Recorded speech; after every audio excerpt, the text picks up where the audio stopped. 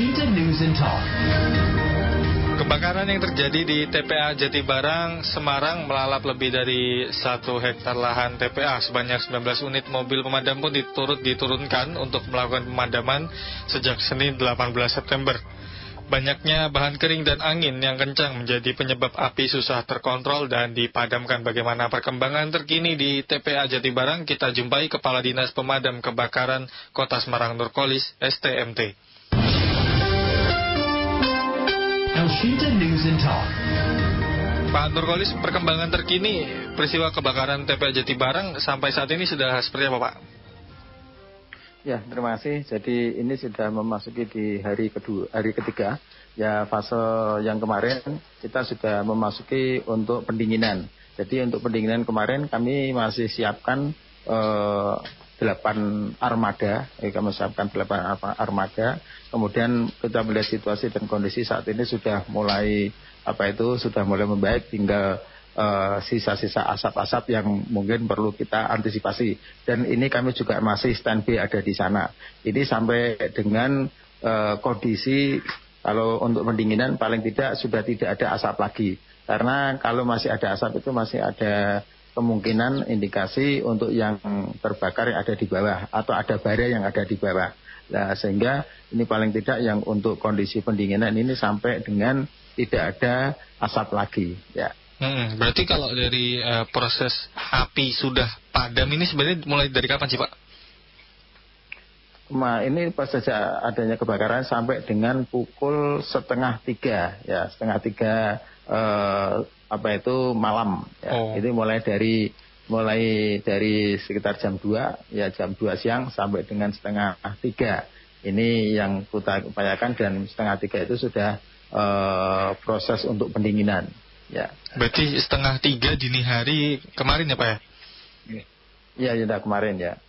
Berarti ya, untuk pada saat terjadi kebakaran itu ya. Untuk saat ini berarti armada sudah kembali, tinggal 8 di sana standby untuk pendinginan.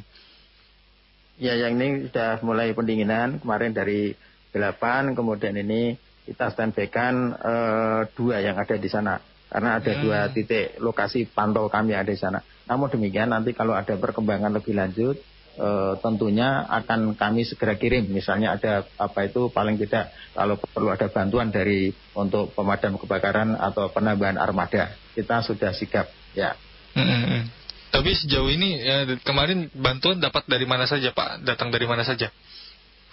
Ya, kalau untuk mobil pemadam kebakaran itu ada dari kabupaten sekitar. Yang dari Kabupaten Ungaran ada 2 armada, kemudian Kabupaten Kendal itu ada 1, kemudian ada dari pihak dari bandara, kemudian dari pelabuhan, ya, kemudian dari KITW, ya, kemudian juga dari BSP. Kalau BSP itu untuk untuk mobil-mobil tangki air. Kemudian ini dari beberapa OPD, ini dari PDAM juga ada 6 truk pada waktu itu, ada truk air ya, kemudian juga dari DPU, dari DLH sendiri, kemudian juga dari Perkim. Jadi semuanya itu mensupport kami ya, karena kalau mobil pemadam kebakaran kalau sudah di lokasi ini jangan sampai ulang ambil air. Jadi air sudah disupport dari tangki-tangki air itu. Dan alhamdulillah ini bantuan dari beberapa daerah, termasuk juga dari teman-teman OPD yang tadi kami sebutkan, termasuk juga dari yang lain. Ini alhamdulillah bisa lancar, dan semoga saja ini tahap pendinginan ini segera saja bisa terselesaikan. Berarti sebenarnya kalau dari kebutuhan pasokan air waktu proses pemadaman kemarin cukup terpenuhi ya dengan adanya bantuan tangki air itu? Cukup terpenuhi. Iya, cukup terpenuhi. Alhamdulillah ya. Iya, kalau dari lahan terdampak sendiri sebenarnya luasnya seberapa banyak, Pak? Seberapa luas?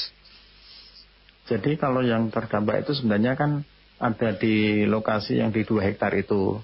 Tetapi yang di dalam satu kawasan itu ada 3 hektar lagi, jadi ada 5 hektar. Cuman bisa dikatakan yang utamanya itu adalah yang di 2 hektar itu yang mengalami musibah kebakaran. Dan di 2 hektar itu pun juga tidak seluruh 2 hektar, tetapi mungkin bisa dikatakan 60% dari yang 2 hektar itu. Ya. Berarti ada menyebar di 2 titik api ya, Pak ya? Iya. Di posisi yang ada di barat dan posisi di timur ya. Ini kan tergantung dari arah angin juga ya, kalau ada kebakaran itu ya, merembetnya itu ya. Indikasi terjadinya ini penyebabnya apa, Pak? Ya ini sebenarnya kami kurang tahu persis. Yang jelas untuk di lokasi itu sudah lokasi yang sudah diamankan, dalam arti sudah tidak ada aktivitas lagi, karena TPA yang terbakar itu adalah TPA yang sudah pasif, jadi tidak ada kegiatan untuk membongkar di situ lagi ya, sehingga kemungkinan kalau misalnya apa itu ya, kemungkinan yang ada di sana sudah tidak ada kegiatan lagi gitu loh, sehingga bisa saja dari gesekan-gesekan ilalang atau apa ya, kemungkinan itu karena kondisi lokasi sudah dibakar dan juga sudah tidak ada aktivitas manusia. Berarti bermula dari TPA pasif, kemudian api menyebar lewat angin begitu ke TPA yang aktif? Oh ya, tidak ada TPA aktif yang terbakar, semuanya yang ada di pasif. Semuanya di pasif ya, di dua titik tersebut 5 hektar ya? Iya, 5 hektar itu yang di pasif, ya. Dan untuk pantauan Pak dari asap sendiri, berarti saat ini sudah padam ya Pak, sudah tidak terlihat asap yang pekat lagi? Ya sudah tidak ada lagi. Ya tapi kita pantau, begitu ada asap langsung kita lakukan eksekusi. Ya itu. Berarti total untuk armada yang diturunkan untuk menangani ini berapa Pak? Kalau yang pada saat menangani itu ada 16. Ya, ada 16 armada termasuk 10 armada dari Dinas Kebakaran Kota Semarang. Ya. Iya. Kemudian juga terkait dengan warga-warga sekitar ini, apakah ada yang diungsikan atau ada perlakuan seperti apa Pak terkait kebakaran ini? Jadi kalau untuk warga itu sebenarnya permukiman cukup jauh Pak. Kurang lebih ada jaraknya ada 1 kilo. Jadi kalau untuk dampak-dampak terhadap warga sepertinya kok tidak begitu. Ya, tidak begitu. Cuman untuk akses pada saat kita melakukan pemadaman, ini sementara akses yang menuju TPA aktif, karena kan jalannya satu, itu sementara di cancel dulu pada saat kita melakukan pemadaman, karena bisa mengganggu proses pemadaman. Ya. Tapi sekarang sudah lancar lagi yang untuk itu ya. Baik. Imbas dari kebakaran kemarin apa saja Pak yang terdampak ini? Ya sebenarnya kalau yang terdampak itu yang jelas kalau mengeluarkan asap, ada pembakaran itu otomatis mengeluarkan asap dan berpengaruh terhadap kualitas udara. Itu satu ya. Kemudian untuk yang kedua ya, ini kita memang perlu antisipasi terhadap kegiatan-kegiatan yang di TPA atau masyarakat yang ada di TPA atau petugas yang ada di TPA untuk antisipasi. Ya, kalau ada musibah kebakaran segera saja telepon ke 024113 atau 024112 sehingga kami bisa lebih cepat untuk menindaklanjuti ya, karena api besar itu kan berasal dari api kecil yaitu ya. Ya, baik. Kalau dari peristiwa TPA Jatibarang kemarin, selain mungkin di TPA Jatibarang ada peristiwa kebakaran yang terjadi tidak Pak di lingkup Kota Semarang ini? Pada saat itu ada satu tapi sebelum TPA kebakaran, sehingga kita tidak begitu istilahnya tidak begitu kewalahan lah, kecuali kalau misalnya ada 2-3 yang bersamaan itu memang terlalu kawalan juga ya, sehingga kita bisa langsung fokus untuk penanganan di TPA Jatibarang ya. Berarti sejauh ini kemarin juga proses pemadaman cukup terkendali meskipun ada 2 peristiwa seperti itu ya Pak ya? Iya. Ya cuman yang kendali yang ada di lapangan itu memang kondisi yang untuk TPA pasif itu kan ketinggiannya cukup tinggi. Jadi bisa dikatakan mungkin 10 meter lebih ya. Bahkan mungkin ada dari jalan yang ada dari kendaraan yang terdekat dari titik api. Nah, karena ada ketinggian yang berbeda karena posisi kendaraan itu ada di bawah. Nah, ini mempengaruhi tekanan dari mobil kebakaran itu sendiri ya. Karena kita kan ibaratnya bisa dikatakan kalau naik itu kan kita kehilangan energi kan gitu ya. Lain dengan kondisi datar, lah itu yang menjadi suatu permasalahan. Kemudian yang menjadi permasalahan yang kedua itu kan situasi bekas sampah ya. Jadi itu kalau kita menginjak itu seperti menginjak di lahan-lahan gambut itu, ya, sehingga tumpukan begitu kita ya. juga perlu tenaga. Ya, berarti itu pada kebutuhan proses pemadaman. Iya.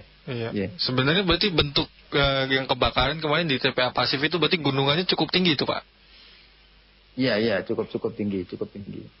Dan karena kita kan kita tidak mungkin berada di lokasi yang untuk TPA, katakanlah armadanya itu pasti berada di jalan yang di sekitar itu. Ya, kemudian untuk titik-titik apinya kan juga cukup lumayan jauh ya dari kendaraan. Mungkin bisa dikatakan sampai dengan 200 meter. Ya, itu kan juga membutuhkan selang yang panjang kan gitu. Ya, bisa 100 sampai 200 meter dari titik-titik kendaraan yang ada. Ya. Selang panjang, kemudian juga kekuatan pompa itu juga berpengaruh ya Pak di sini berarti ya? Ya, sangat berpengaruh. Kalau dari titik api sendiri sebenarnya menyebar begitukah Pak, atau jadi satu kumpulan yang cukup besar Pak? Jadi sebenarnya kalau titik api tidak dibarengi dengan angin kencang, itu kemungkinan untuk menyebarnya itu lebih kecil dibandingkan dengan ada angin yang cukup kencang. Ya, itu pada saat kebakaran itu angin sangat mempengaruhi, ya, termasuk untuk rembetan dan sebagainya. Ya. Berarti kemarin memang salah satu faktor mempercepat api menyebar itu angin ya Pak di sana? Iya, salah satunya diantaranya ya. Untuk saat ini Pak, dari Damkar sendiri untuk pemantauan daerah mana yang mungkin potensial, ada di titik mana saja Pak? Ya, ini kalau kita melihat cuaca yang ada, ini kan sudah sekian hari atau sekian minggu ini kan udara yang cukup panas, kemudian hujan juga tidak turun kan gitu. Mungkin hanya baru beberapa hari yang kemarin, itu pun tidak seluruh di wilayah Kota Semarang. Ya, ini yang sangat bisa memicu. Termasuk yang memicu yang kedua ini untuk untuk pembakaran sampah di baik masyarakat maupun yang punya lahan ini jangan membakar sampah atau ilalang ya, karena ini sangat berpengaruh. Berarti untuk secara lokasi sendiri dari pantauan belum ada yang potensial berarti Pak, lebih ke himbauan berarti ya? Ya kalau dilihat dari data yang ada itu mulai bulan Juli, Agustus, September itu untuk kebakaran naik cukup signifikan, dan utamanya hampir dikatakan 80% itu adalah kebakaran dari ilalang atau rumput kering itu. Ya. Baik, Pak Nurkolis, mungkin Pak terakhir bisa ada himbauan ataupun informasi tambahan terkait update penanganan kebakaran di TPA Jatibarang ini Pak. Ya, terima kasih. Jadi yang seperti kami sampaikan, yang kami himbau, yang pertama itu jangan melakukan pembakaran atau membakar sampah atau ilalang ya. Ini jangan sampai, karena begitu ada angin, posisi untuk cuaca yang panas itu bisa memicu untuk memperbesar atau merembet ya. Itu. Kemudian yang kedua, untuk bisa membersihkan baik itu sampah ilalang maupun rumput-rumput kering ya. Kemudian yang ketiga, yang untuk khusus yang untuk di bangunan, ini kami harapkan juga baik itu swasta, perkantoran dan masyarakat, itu kita juga harus ada alat proteksi kebakaran. Ya minimal syukur-syukur ada apar ya. Kalau rumah tangga mungkin bisa ada apar kecil kan gitu tuh. Karena apar itu kan ada yang 2 kilo, ada yang 3 kilo, ada yang 5 kilo gitu. Ya. Itu salah satu antisipasi. Kemudian di samping itu juga perlu pengetahuan dari masyarakat untuk manakala terjadi kebakaran di awal. Nah, ini untuk pemahaman kepada masyarakat itu juga sangat perlu dan sangat penting. Nah, ini kita juga perlu sosialisasi, termasuk juga kita sudah ada 105 relawan yang sudah dilatih untuk pemadam kebakaran. Ini bisa bergerak di awal, karena untuk relawan-relawan itu kan posisinya berada di masing-masing kelurahan. Nah, ini kami harapkan untuk bisa berpartisipasi. Baik. Dan terakhir juga ya Pak, terkait dengan hotline pemadam kebakaran di 024 113 ya Pak ya? Iya, 024 113 dan 024 112. Baik, ya. Baik. Terima kasih Pak Nurkolis atas waktu dan juga informasinya. Selamat siang, selamat kembali beraktivitas Bapak. Ya, selamat siang. Wassalamualaikum warahmatullahi wabarakatuh. Saya selalu Cinta. Terima kasih. Terima kasih Bapak. Demikian tadi pendengar informasi dari Kepala Dinas Pemadam Kebakaran Kota Semarang Nurkolis STMT. El Cinta Semarang News and Talk.